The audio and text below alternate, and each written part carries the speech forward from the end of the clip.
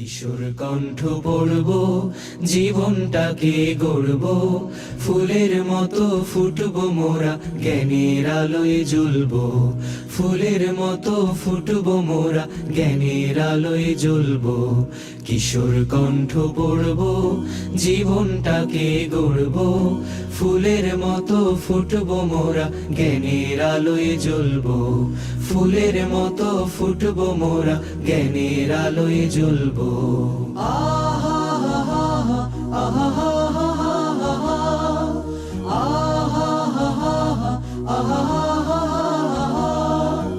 আমরা হব ভোর বিহানে পাখির কলরব, জাগিয়ে দেব ঘুমিয়ে থাকা মানুষগুলো সব।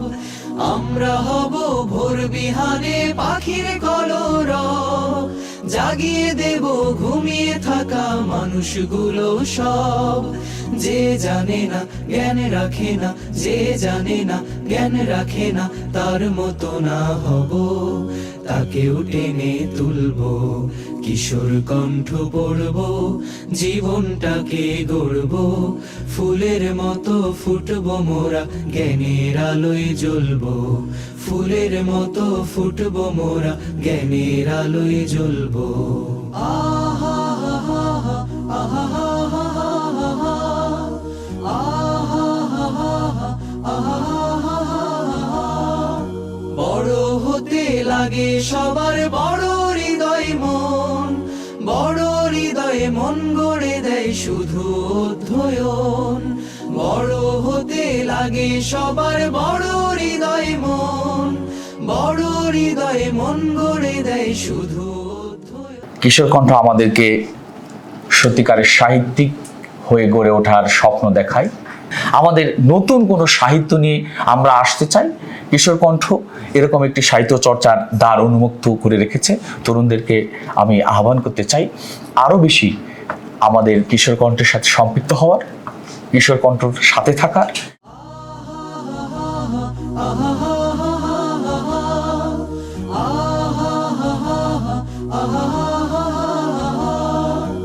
আমরা হব ভোর বিহানে পাখির কলরব, জাগিয়ে দেব ঘুমিয়ে থাকা মানুষগুলো সব।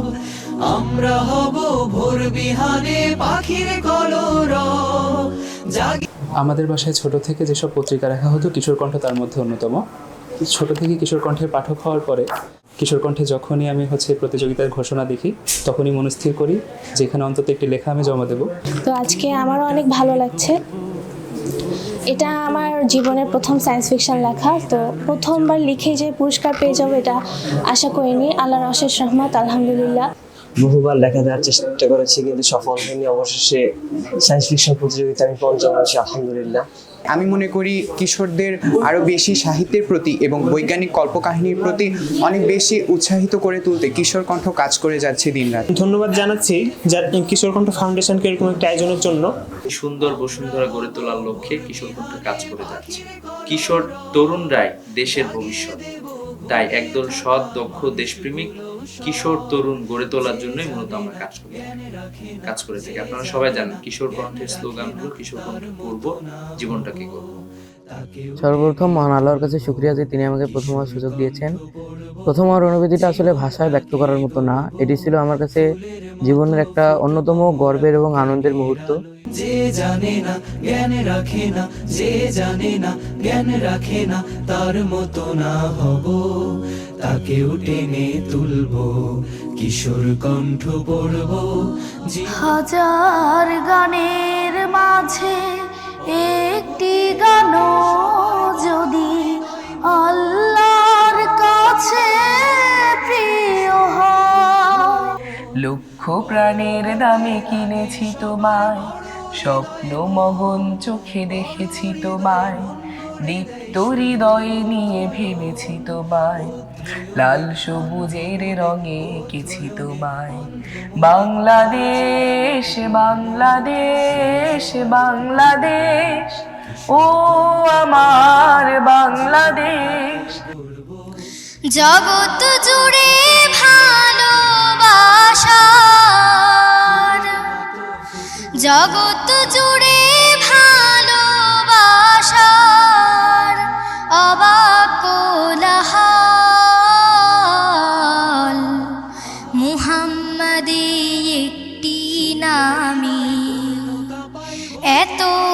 প্রেমের ঢাল। এবারের প্রশ্ন হলো, জাতীয় পতাকার দৈর্ঘ্য ও প্রস্থের অনুপাত কত? হাত তুলেছে আগে তাহমিদ আবরার। উত্তরটা কি হবে? 10:6। সঠিক উত্তর। তোমাকে অসংখ্য ধন্যবাদ, তুমি একদম সঠিক উত্তর দিয়েছো। পেরিয়ে এসেছি অনেক অনেক পথ, ছিঁড়েছি অনেক গোলামির দাসখত, ভেঙেছি অনেক লৌহ কপাটে কারা, অনেকে ঝরেছে তপ্ত রক্তধারা, অনেক হয়েছে মহাজীবনের ক্ষয়, অনেক হয়েছে বেদনার সঞ্চয়। আর কবিতা লেখার যেটা বড় জিনিস সেটা হলো কল্পনা শক্তি থাকতে হবে।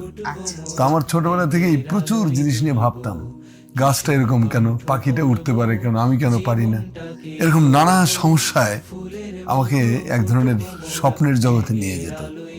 সেই স্বপ্ন, কবিতা আসলে একটা স্বপ্নের জগৎ, আমি আসলে স্বপ্নের জগতেই বিচরণ করি। জ্বলবো ফুলের মতো ফুটবো মোরা, জ্ঞানের আলোয় জ্বলবো।